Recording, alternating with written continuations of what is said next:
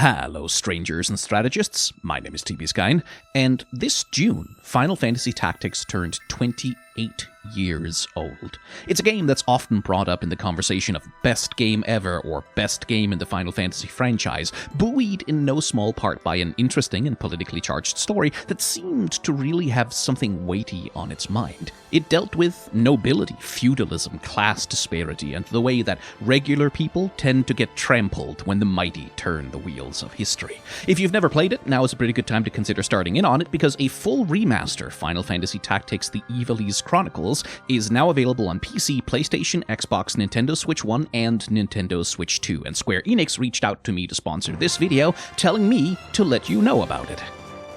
Which, I guess I have done that now, so sponsorship achieved. I guess I can send them my invoice.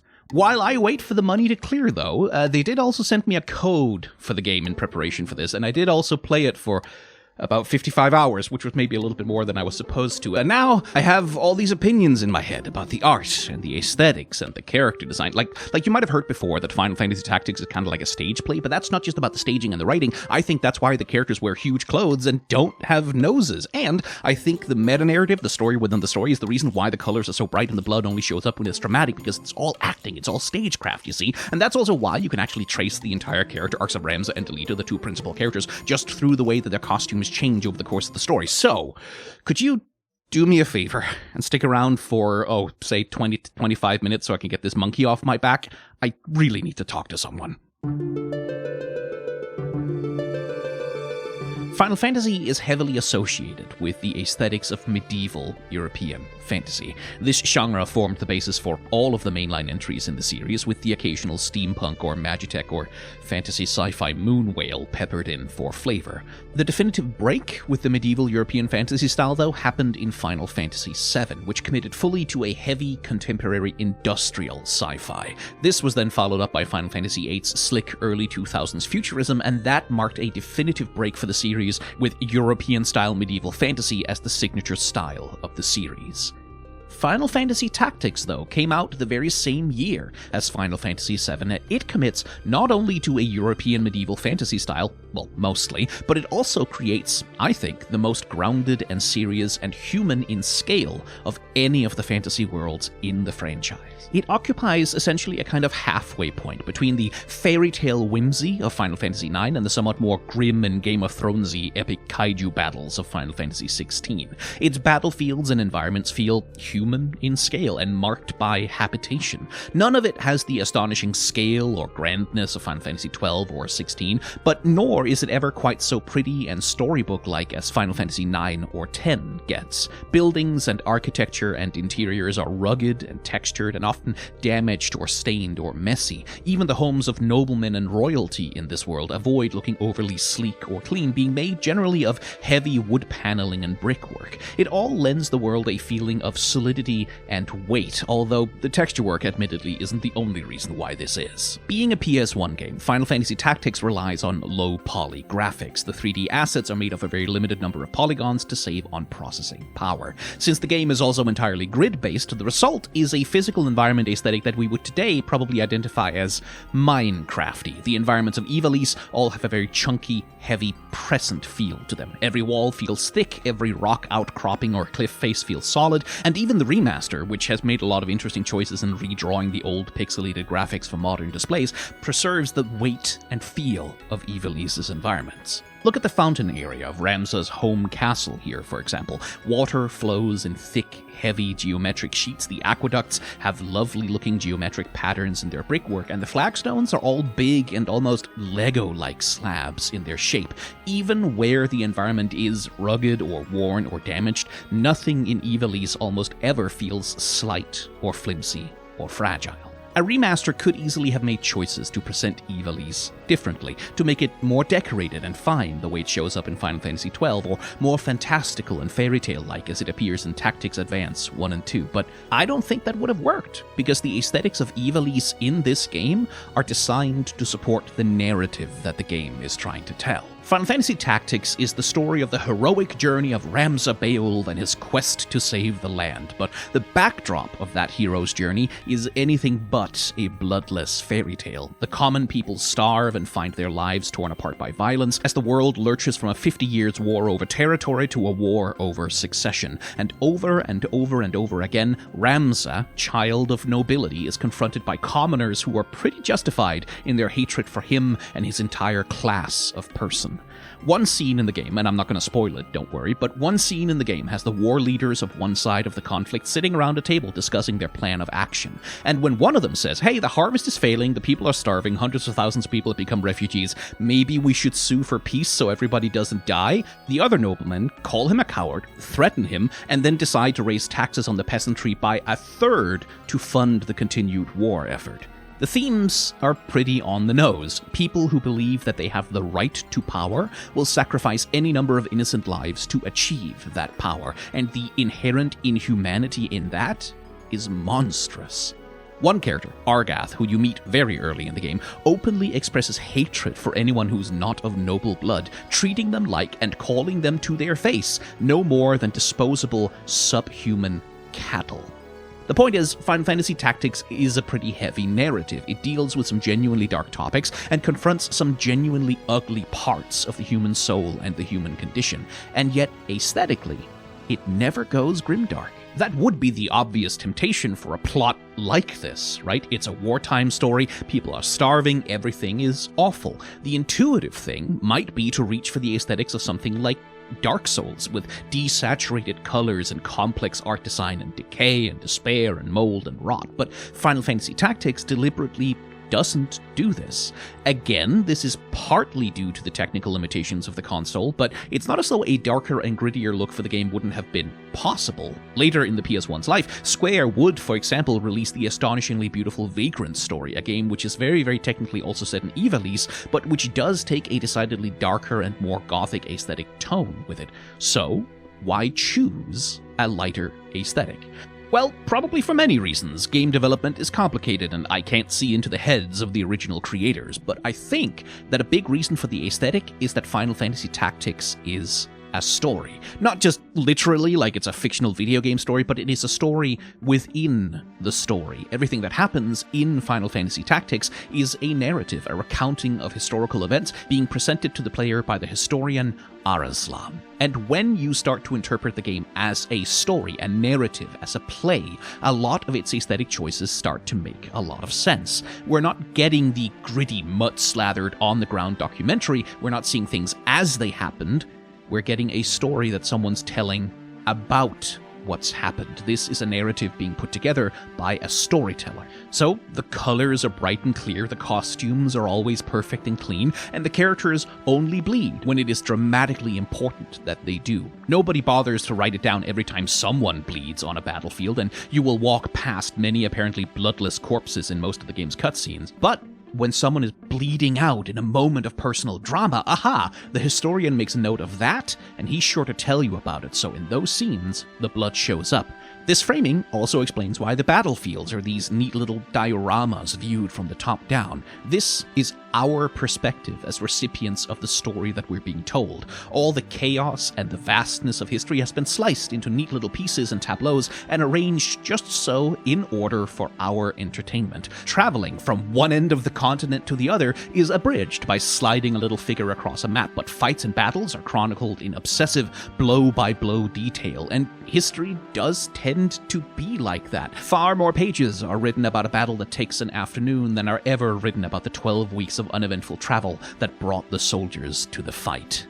This framing also does something to explain why the characters look the way that they do. If you look at the concept art for the game, you will very quickly notice that the characters have kind of weird proportions. Their heads are quite small, and so are their torsos, but their shoulders and arms tend to be exceptionally thick and wide, and their limbs are really very long. The Mystic here, for example, has hands that are almost the size of its whole entire head, and Ramza, in his artwork, has forearms that are as thick as his whole torso. It makes Final Fantasy Tactics characters unique, and the style is eminently recognizable, but it's also a bit weird, right? Like, they almost don't look like people so much as they look like dolls or puppets. They have the oddly distorted proportion of action figures, toy soldiers playing out a scene from history on a boxy little diorama constructed for their play acting.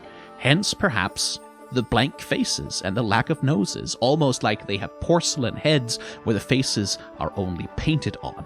Now, to be clear, I'm not saying that the game is literally depicting puppets putting on a stage play. More so, what I'm giving you is an aesthetic interpretation that fits the feeling of playing the game.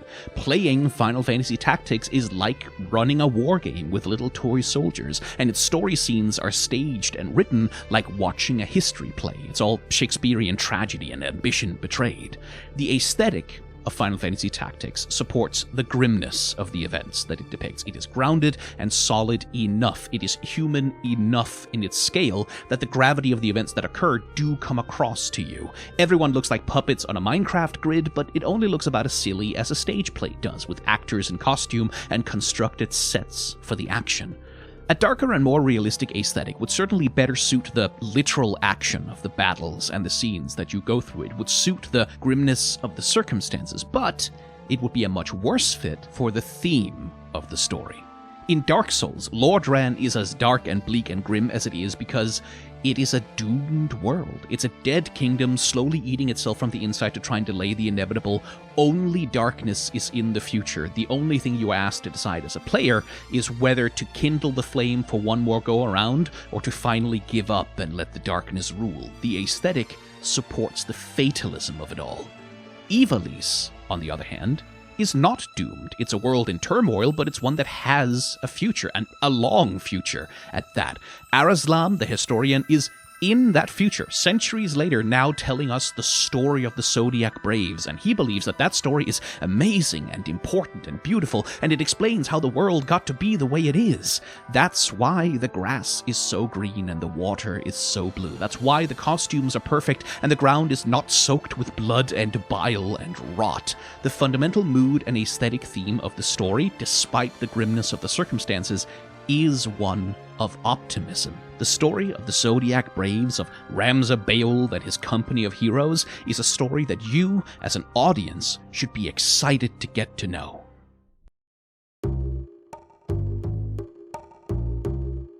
We're gonna finish this video with a discussion of Ramza and Delita, the two central characters of the game, because their character designs actually are really interesting as expressions of their themes and their roles in the narrative. But before we get there, I just gotta talk about the jobs a little bit first. I really do enjoy the art style of the concept art of Final Fantasy Tactics. The art direction from Hiroshi Minagawa and Akihiko Yoshida's character designs just scratched the good part of my brain in a really nice way. For example, look at the arithmetician's coat here. You see how the heavy use of hatching gives the fabric weight and volume and texture? It really creates like a tactile sense of the material. But again, when you compare that to the fairly blank and smooth faces and skin of the characters, once more, I am struck by that sense that I'm looking at a kind of doll or action figure. Action figures and dolls do tend to wear clothes where the fabric is much thicker relative to their size than it ought to be. Doll clothes can often be kind of big and oversized on their bodies, and that's kind of the feeling that I get when I look at the concept art for this game. Besides that, I do like the fashion design here. It straddles a really interesting balance between the theatrical and the practical. The chemists, for example, look kind of like mid-European peasants in some kind of traditional dress. The female in petticoats and the male in hoses and a tunic, both with simple leather bags to hold their potions and poultices. It's a heightened aesthetic, sure, but it's not at all unrealistic. The summoners are similarly rather down to earth. Their job is to functionally call gods out of the sky to drop magic nukes on the battlefield, but in terms of their fashion, they're really not wearing anything that looks particularly supernatural. They are primarily defined by their long, heavy green cloaks and unicorn-horned red headbands, and while those cloaks have fine embroidered patterns on them, nothing they wear looks like the mystical artifacts of a master of the arcane. It just looks like clothing, which is something to notice about the design of most of the jobs in the game. Armor is actually kind of rare. The knight class, which you sort of would expect a knight to be wearing plate mail or something, really is much more defined by their long white cloaks, and for actual armor, they just wear a breastplate, greaves, and gauntlets. The dragoons, a job class which historically in Final Fantasy is intensely defined by its dragon-shaped armor, really only wears heavy armor on the top half of their bodies. From the waist down, it's all leather and cloth, even if the dress that the female dragoon wears doesn't look that practical for doing high jumps. This, again, I think, is Final Fantasy Tactics practicing an intentional and somewhat grounded approach to its fantasy costume aesthetics. A lot of fantasy, especially video games, like to present their worlds stuffed to the gills with full suits of ornate and elaborate and magical armors, throwing full suits of plate on everything from royal knights to village guardsmen. Final Fantasy Tactics, instead, prioritizes leather and cloth and costume, leaving armor as a design element only really for the tankiest frontliners, and even they tend to wear it quite sparingly. Now, I'm not suggesting that this is some kind of realism, but I do think it feels more reasonable. Most classes wear clothes that look like, well, clothes, like stuff that people would wear. And yes, it is mostly too elaborate and theatrical to be normal, casual wear, but nonetheless, mostly they just are wearing clothes. As I mentioned, the chemists wear peasant-style folk dress, but the arithmeticians almost look like blacksmiths in their big aprons. The bard looks travel-ready in his simple cloak and long trousers. The mystic's robes look comfortable as heck. I would absolutely wear that around the house. And the orators look like they would be right at home, strolling the halls of some early Renaissance university on their way to deliver a lecture on rhetoric or whatever. On the downside, the aesthetics of the jobs and their costumes do get a little bit all over the place. The mystics, ninjas, and samurai obviously look quite Asian in their expressions. The geomancers and mimes seem to take some design cues from indigenous American cultures, and I swear to God, I saw someone wearing the dancer's exact outfit walking down the streets in Copenhagen this summer. Because of this, the designs of the jobs do occasionally feel a little bit disconnected from the world building of Ivalice, less an expression of that world's fashions than a reflection on our world's fashions, which sometimes feels like a little bit of a miss. In fairness though, this problem exists much more in the concept art than in the actual in-game sprites, where they get crunched down and get so similar to one another that they do feel quite cohesive when you see them in action. Now, I could talk for ages about the neat ways in which the gender pairs of the job designs play off of each other, like for example, how the male black mage is conical in shape and has green stripes running vertical on his pants, while the female black mage is much more of a teardrop shape with red lines running horizontal. Or I could talk about how the ninjas, monks, and dragoons all play with red and blue color tones to contrast and pair with one another, or the way that male geomancers are shirtless with a skirt and female ones are skirtless with a shirt, which is kind of similar to the way that the male squire mostly wears armor on his chest while the female mostly wears it on her limbs. But I don't want this video to run too long, and I did promise you a more detailed look at Ramza and Delita, so let's finish out with that.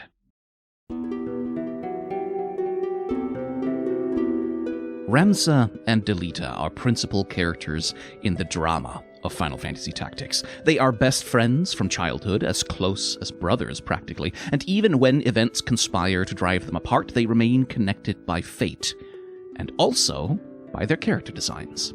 Now, I'm going to be doing some tiny story spoilers in this section, so fair warning for that. It's just kind of unavoidable if we want to fully talk about these two. So, Ramza and Delita are in many ways a classic bonded duo in terms of character design. Specifically, they are designed with a lot of connected contrasts. Ramza is bright and blonde, Delita is darker and brunette. Ramza is identified with blue, Delita is identified with red. Ramza wears his hair loose and has a permanent unruly cowlick. Delita slicks his hair back under tight control. They are not black and white opposites necessarily, but they are reflections of one another. Their nature and their personalities and their relationship informs how they are designed. The two of them also change in concert with one another as the game goes on. Ramza begins the game as a young squire, and here his fashion is at its brightest and most colorful. He wears a multicolored crest on his sky blue doublet, high leather boots, and a bright heroic cape for flavor. It's an unarmored and very light look that leaves him open to the world, and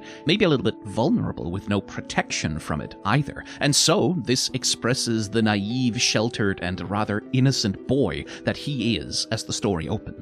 Delita, on the other hand, is much more closed up. He wears a full set of armor, only skipping out on the helmet, and where Ramza has quite a lot of contrast between his brightest and his darkest colors, Delita is much lower in contrast, much more flat in his color scheme, which makes it feel like he's really not trying to stand out too much. He's not calling attention to himself the way that Ramza's bright colors are. And again, this makes sense with the character. At this point in the story, he's a low-born squire who mostly just wants to stick by his friend Ramza and keep his own sister safe while staying in service to the noble Beowulf family. He's a man unambitious, mostly content to follow the current of history wherever it happens to be taking him. After Chapter 1, where a tragic event happens that drives Ramza and Delita apart, Ramza shows up again in a very different character design. Here, he has cut his long hair, although the cowlick still remains, and now he dresses in a full suit of armor, which is dark and spiky, and his main secondary color now is red, the perfect opposite of his starting color. This is a Ramza who's a much more jaded man, having left his home and his name behind and now working as a mercenary. Disillusioned with the world and rather despairing of his place in it, this is a Ramza who has kind of lost himself, and certainly lost his innocence. He's now much more closed off and self-protective. He's guarding his heart and protecting himself with sharp spikes. This is the design that he will have for most of the game's runtime, and its function is, in no small part, to be set up for his third design, which comes around near the end. Delita's second design is similarly quite a big change from his first. In his first design, his colors were quite muted, brown and maroon, quite dark reds. Now, in his shiny knight's armor, he's bright, with a strong, saturated blood red main color, complemented and highlighted by the shiny brass or gold metal of his armor. This is a Delita who is not only hardened by tragedy, but also determined in his ambition to change the world. He now has total clarity about his purpose and what he wants to achieve, and so unlike Ramza, who loses his color scheme, his blues, Delita's colors instead now shine brighter and become more assertive, reflecting his determination to become a main character in history. This is his design for the majority of the game, and his main character energy in this version sets him up quite nicely as a not quite friend, not quite foe, complicating presence in the narrative. Now, Ramza's third and also final design represents the completion of his character arc. This is Ramza when he has rediscovered his purpose, when he understands the threat that is at hand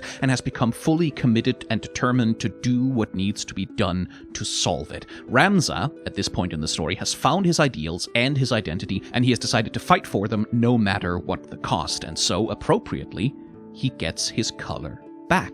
This armor is bright cobalt blue, the color of the sky and the color that he had in his youth. He's not unarmored, as he was back then. He's not vulnerable in the same way, but he's also not closed off the way that he is in his mercenary design. His heart isn't hidden behind a spike-shouldered plate. It looks open, with the armor concentrated on his limbs instead. His chest isn't unprotected either, mind you. He's wearing a heavy pitch-black leather gambeson, reinforced with leather, and he has a white, I guess, either cow skull or behemoth skull motif sewn onto it. That white skull, in combination with the black leather and his white leather pants, give his design very high contrast, once again making him stand out a lot. But the sheer black and white in here also, I think, hints at his moral clarity now. Black and white. No more murky ambiguity, no more of the constant doubt that plagues him for most of the game. The starkness of that also prevents him from coming across as quite as naive as he does in his first design. He does have a heroic design here. That bright sky blue can't help but come across as optimistic at the very least, but he looks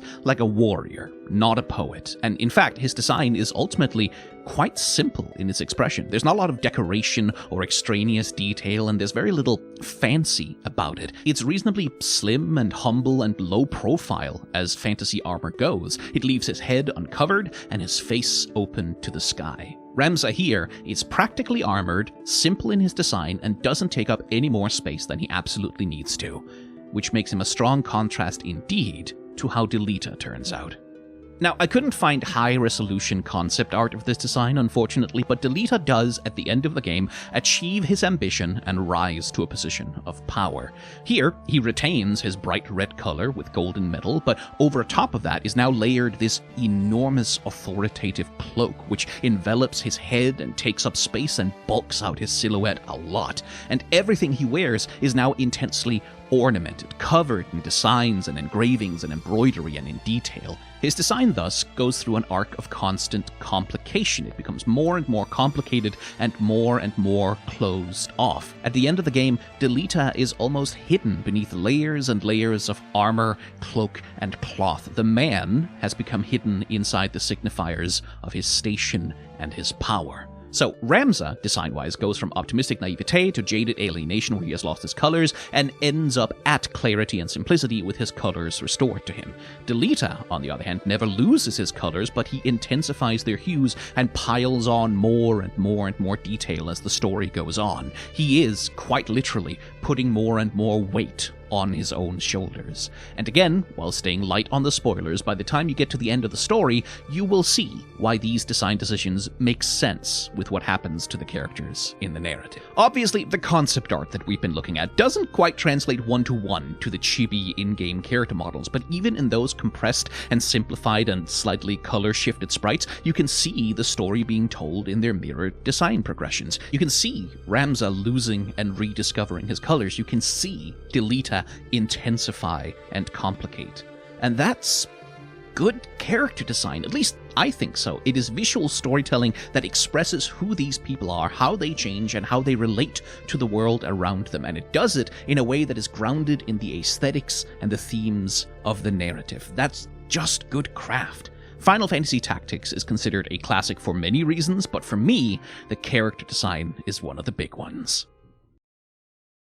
Once again, this video was sponsored by Final Fantasy Tactics: The Ivalice Chronicles, which is available now on PC, PlayStation, Xbox, Nintendo Switch 1, and Nintendo Switch 2. Obviously, I was paid by Square to make this video, and it is not a critical review of the game, but I can honestly recommend it. I've been a fan of this game for a very long time, and if you're into tactical RPGs and you don't mind spending a lot of the playtime in menus or building characters, grinding skill points, this is a game which is absolutely worth experiencing.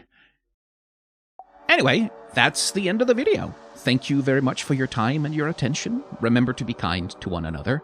And as ever, if you have a few dollars which you were considering putting towards my Patreon, maybe consider donating them to Doctors Without Borders or the Palestinian Children's Relief Fund instead. It's where I would probably be sending those dollars anyway, and they'll do a lot more good in their hands than mine. The world can be a better place if we make it so. May the tides of history wash gently over us all.